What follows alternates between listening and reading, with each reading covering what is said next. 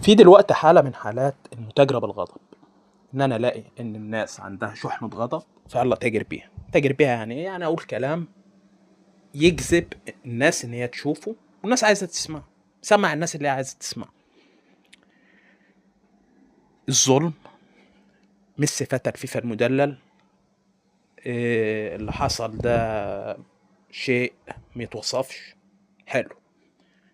الكلام كله على حاجتين: لقطة الجون اللي اتلغى لمصر قبل ما تجيب الجون التاني، ولقطة ضربة الجزاء بتاعت صلاح اللي الناس بتقول انها ضربة جزاء.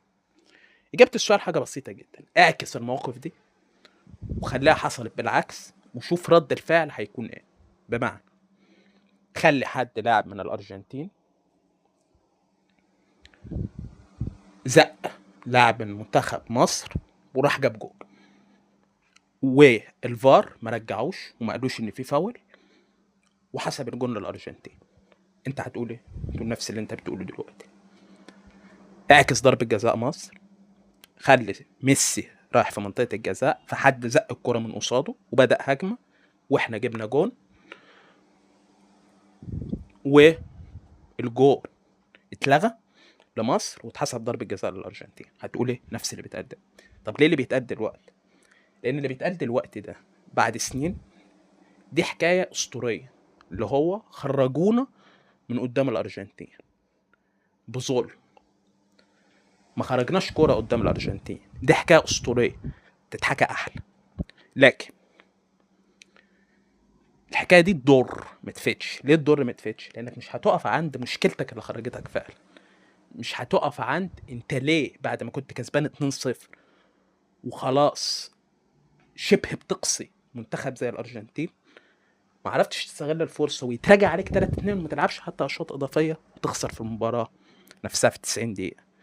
مش هتعرف تقف عند مشاكلك، مش هتعرف تقف عند انك فقدت اعصابك، مش هتعرف تقف انك ما عرفتش تتعامل مع موقف اقتراب شيء كبير، ان لما اقترب حدث انت ما عرفتش تتعامل معاه. مش هتعرف تقف عند ده كله. ليه؟ عشان في حكايه اسطوريه بعد سنين ان خرجنا بفضيحه. فالنسخ اللي جايه مش هتستفيد من اخطائك اللي خلتك متكملش وتحقق شيء اكبر، وربما تحقق شيء اقل من اللي انت حققته اصلا. الحقيقه ان ما كانش فيه فضايح، ما كانش فيه توجيه. مفيش حد بيوجه حاجه. الارجنتين دي من غير ميسي فرقه اقل من عاديه.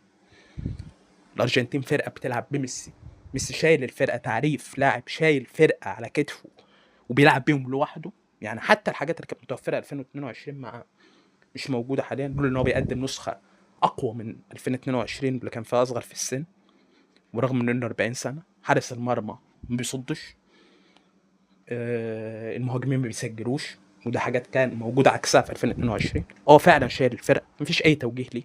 هو لعيب فذ ولعيب استثنائي، مش اي توجيه لصالحه، ومفيش اي ظلم او محاباه حصلت بشكل فج.